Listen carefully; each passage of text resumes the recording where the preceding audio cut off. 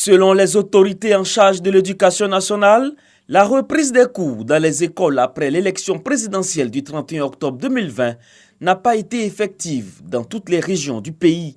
Certains élèves délogés par leurs camarades.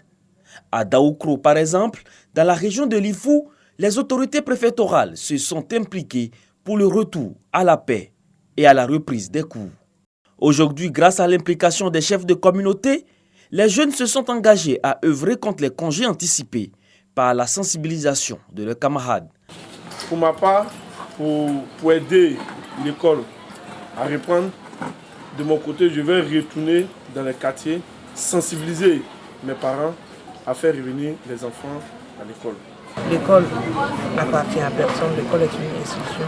L'éducation est un droit pour nos enfants. Et c'est ce combat que nous menons aujourd'hui auprès des communautés pour que la paix et la sérénité reviennent à l'école. En plus de cette initiative, les leaders du Forum des confessions religieuses ont prié pour l'école dans la région de Lifou et faire en sorte que le reste de l'année scolaire se déroule sans incident.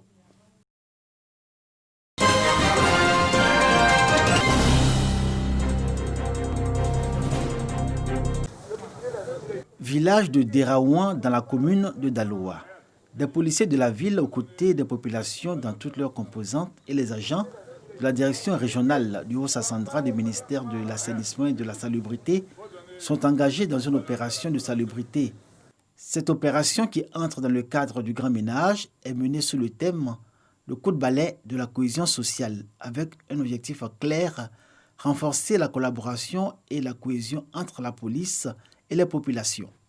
Nous sommes dans la population, nous assurons leur sécurité et à travers ce que nous menons comme opération aujourd'hui, c'est pour renforcer le lien police-population.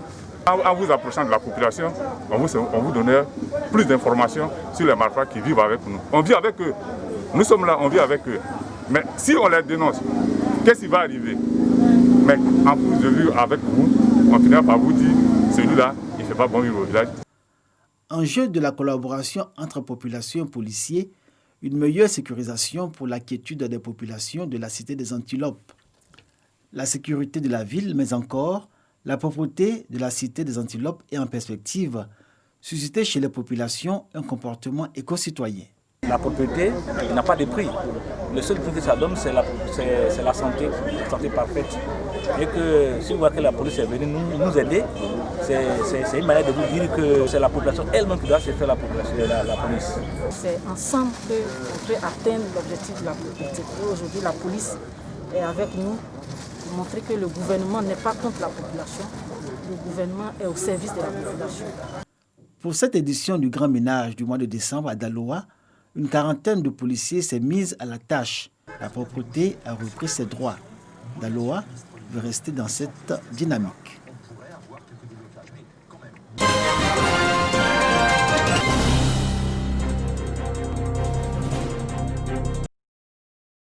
Un défilé pour dire non aux violences à l'égard des femmes.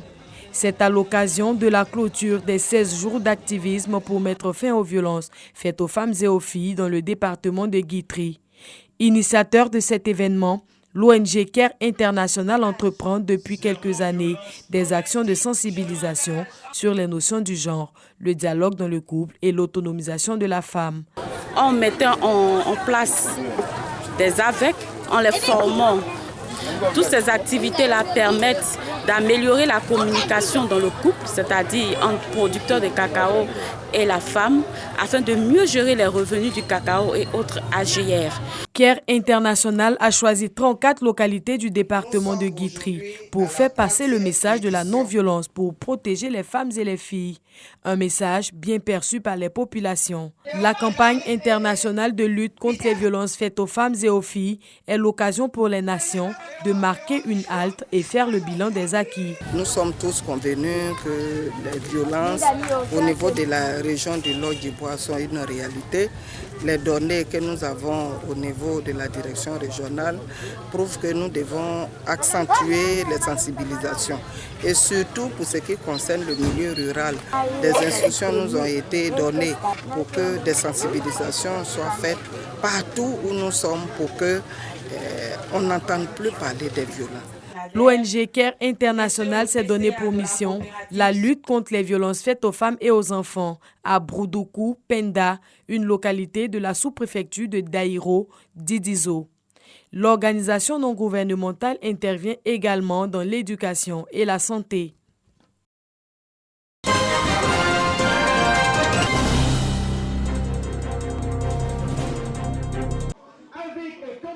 C'est la place Elenga Eche d'Aboissou qui a servi de cadre pour la commémoration du 72e anniversaire de la Déclaration universelle des droits de l'homme. En conviant à cette cérémonie les différentes forces vives de la région du Sud Koumoué, Alliance Côte d'Ivoire n'avait qu'un seul objectif, apporter aux populations de cette région une réponse communautaire au cas de violation des droits de l'homme, de stigmatisation et de discrimination. L'Alliance Côte d'Ivoire, qui est une ONG nationale, et qui a des interventions dans toute la région du Sud Koumoué qui concernent la lutte contre les violences basées sur le genre, mais également la promotion des droits humains, la protection des personnes qui sont victimes des violations de leurs droits, a souhaité organiser, donc marquer le pas en renforçant les actions de sensibilisation dans la région. Entre discours de sensibilisation, sketch et jeux de questions-réponses, les populations comprennent mieux la question des droits de l'homme. Mais surtout, elles connaissent mieux les différentes voies de recours au cas où leurs droits ne sont pas respectés. Il est retenu qu'on ne doit pas maltraiter les femmes et les enfants. Et si ça arrive, on doit se rendre au centre social pour déclarer. Aujourd'hui, j'ai compris que si ta grossesse n'a pas eu de père, tu peux mettre ton nom et puis ça passe.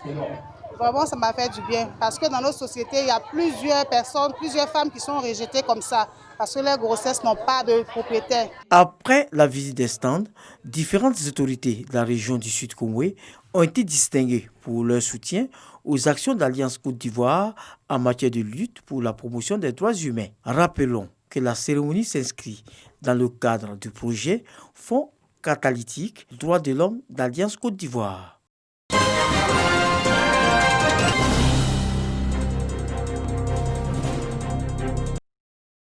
Le secteur du tourisme et des loisirs ivoirien n'a pas été épargné par la crise sanitaire à coronavirus.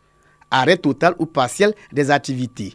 Chute de 60 à 90% des activités touristiques, hôtelières et gastronomiques.